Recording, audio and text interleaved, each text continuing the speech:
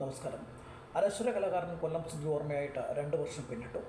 വിവാദങ്ങളിൽ നിന്നും വിവാദങ്ങളിലേക്കാണ് സുധിയുടെ മരണം മുതൽ ഇന്ന് വരെയുള്ള ആ കുടുംബത്തിൻ്റെ പോക്ക്. മറ്റൊരു കലാകാരനെയും വേട്ടയാടാത്ത വിധം അദ്ദേഹത്തിൻ്റെ സ്വകാര്യ ജീവിതത്തെയും ഇടപെടലുകളെയുമെല്ലാം ആൾക്കൂട്ട സദാചാരവാദികൾ ചേർന്ന് പ്രതിരോധത്തിലാക്കിയിരിക്കുന്നു. സുധിയുടെ മൃതദേഹം എവിടെ മറവ് ചെയ്യണം എന്നിടത്ത് തുടങ്ങിയ വിവാദം ഇന്നെത്തി നിൽക്കുന്നത് പ്രിയതാരം രേണുവിന് മുമ്പ് 2 വിവാഹം കഴിച്ചിരുന്നു എന്ന ആരോപണത്തിലാണ്. സുധിയുമായി വേർപിരിഞ്ഞ രണ്ടാമത്തെ ഭാര്യ എന്ന് അവകാശപ്പെടുന്ന സ്ത്രീയാണ് മുഖം വ്യക്തമാക്കാതെ പുതിയ വിവാദത്തിന് തിരികൊളുത്തിയത്. അതേസമയം കൊല്ലം സുധി നിയമപരമായി തന്നെ മാത്രമേ വിവാഹം കഴിച്ചിട്ടുള്ളൂ എന്നതിൻ്റെ തെളിവുകൾ രേണു സുധി പുറത്തുവിട്ടിരുന്നു. സുധിയും രേണുവും ചാനൽ അഭിമുഖങ്ങളിൽ പറഞ്ഞത് ഭൂരിഭാഗവും പച്ചക്കള്ളമായിരുന്നു എന്നാണ് പ്രമുഖ യൂട്യൂബ് ചാനലിലൂടെ സ്ത്രീ ആരോപണം ഉന്നയിക്കുന്നത്. അധികം വൈകാതെയാണ് രേണുവിൻ്റെ സ്വകാര്യ ചിത്രങ്ങൾ പങ്കുവച്ചതിനെതിരെ ബിഗ് ബോസ് താരം രംഗത്തെത്തിയത്.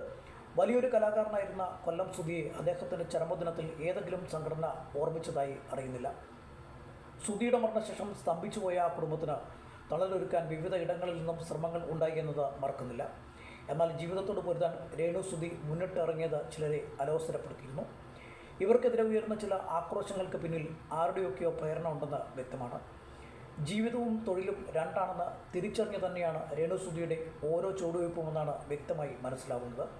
തൻ്റെ മക്കൾക്കായാണ് കലാരംഗത്തെത്തിയതെന്ന് രേണു പറയുമ്പോൾ അതിനെ അവിശ്വസിക്കേണ്ട കാര്യമില്ല. കുത്തിത്തിരിപ്പും മുതലെടുപ്പും അപകീർത്തിയും ലക്ഷ്യപ്പെടുന്നവർക്ക് ചില അജണ്ടകൾ ഉണ്ടാവാം.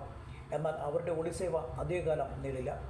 തനിക്കെതിരെ ഉയരുന്ന എല്ലാ ആരോപണങ്ങളെയും ക്യാമറയ്ക്ക് മുമ്പിൽ തന്നെയാണ് രേണു സുധി പ്രതിരോധിക്കുന്നത്.